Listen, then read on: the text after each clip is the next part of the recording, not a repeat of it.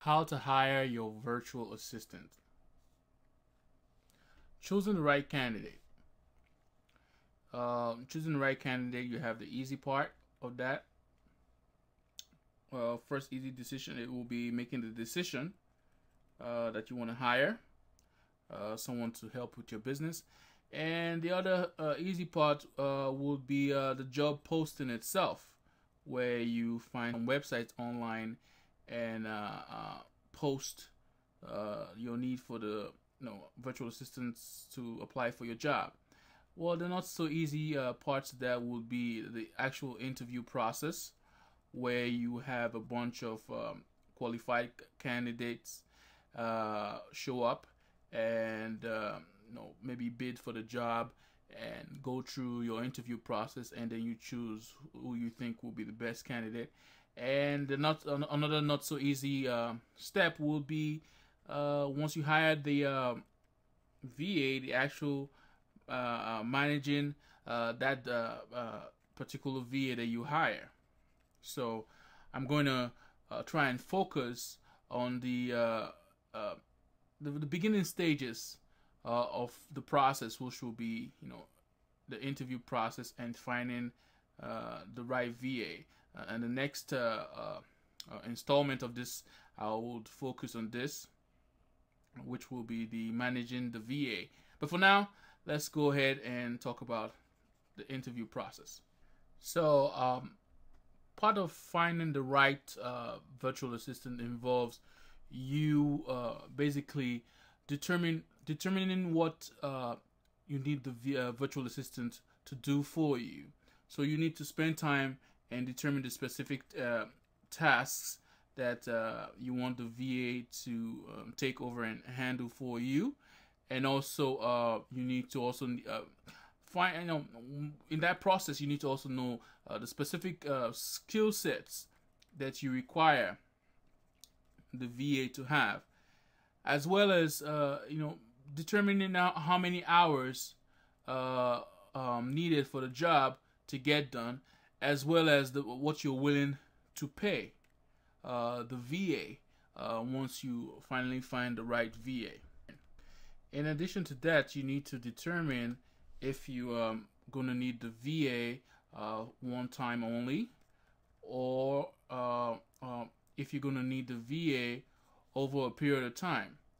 So when I say one time only, I mean, okay, you have a job that is specific set of requirements, and you just want them to go ahead, execute the task, and that's the job is over with, and you most likely won't need their services anymore.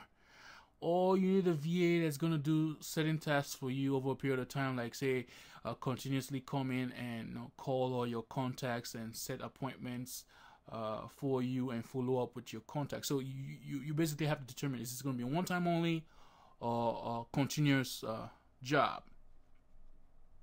So when posting the job online, there are a few things that you have to consider. One of the first things you have to consider is what category or type of job are you going to be posting online, because the sites that you have, for instance, you have Odesk, Elance, and all that. They have the way the sites are built, they have it such that you, for instance, if you need to post a job that is going to be web based, then you would post it under that specific category. If you need graphic design, you're going to post the job under that category, so that way you can get the best qualified candidate. So think about on the website that you're posting your job, what category your job qualifies under, and then post your job underneath that specific category. The next thing you have to pay attention to is on that specific site that you're going to be posting your job.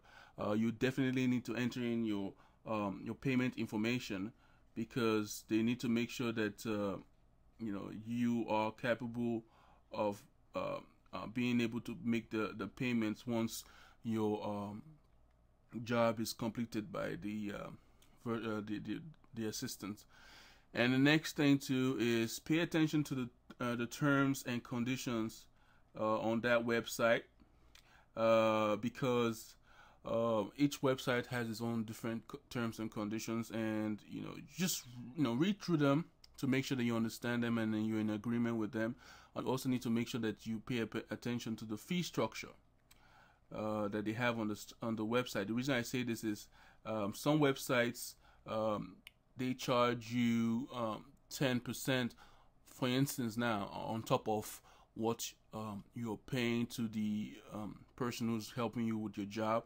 Or some websites, might also decide to take 10% from the fee you're paying to the person who's helping you with your job. So the fact that I'm saying 10% doesn't mean that's not what all websites are charging. But I'm just trying to make a point that they can either charge a fee on top of what you're paying to the person who's helping you with your job, or take the fee from what you're paying to the person who's helping you with your job. So pay attention to that.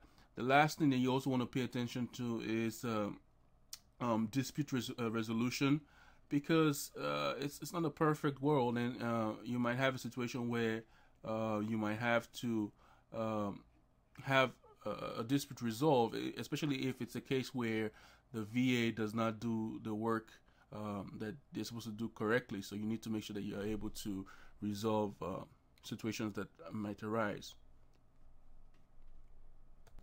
Now let's get into the hiring process proper. The type of job candidates available to you.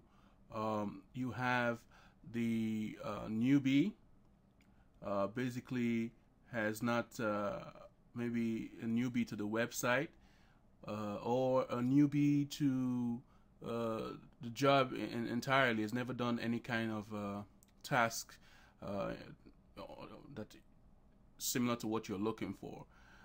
Usually the newbies to either the website or newbie to the task, they usually charge lower. And you also have the person who's a veteran, who is on that website, has a lot of hours, and usually the fees are a lot higher that they would charge. Always do this when you're hiring a VA, hiring someone to work for you on those websites. Make sure that you review the profile, because reviewing the profile will tell you a lot about the person, and also check out for testimonials from other people who have hired them, and also make sure that you review the letter that they sent to you in regards to getting to apply for your job, because that will tell you if they understood the requirements of your job and give you insight to how they think. So the interview process, you have to make sure that when you're interviewing the client, you get their views and opinions on how they're going to handle your task, because you want to know how they think. Make sure that they understand the hours required, because they need to know what kind of time commitment that they're going to have to put into your job. Make sure that they have a work schedule, that they understand the work schedule, and that they can it will be something that they will be able to handle. Another thing that you want to pay attention to is the time zone, because they might be in a different time zone. So you definitely need to figure out how the both of you will synchronize your timing, so that even though they're in the time zone that might be maybe some minutes ahead of yours, some hours ahead of yours, they can essentially work at a time that is basically synchronize the time, and then both of you work at the same time. Also pay attention to the fees, because the lower fees does not mean getting someone who basically you get what you pay for. That's what I'm trying to say. And also make your decision quickly, because the best people to get, they don't waste that much time.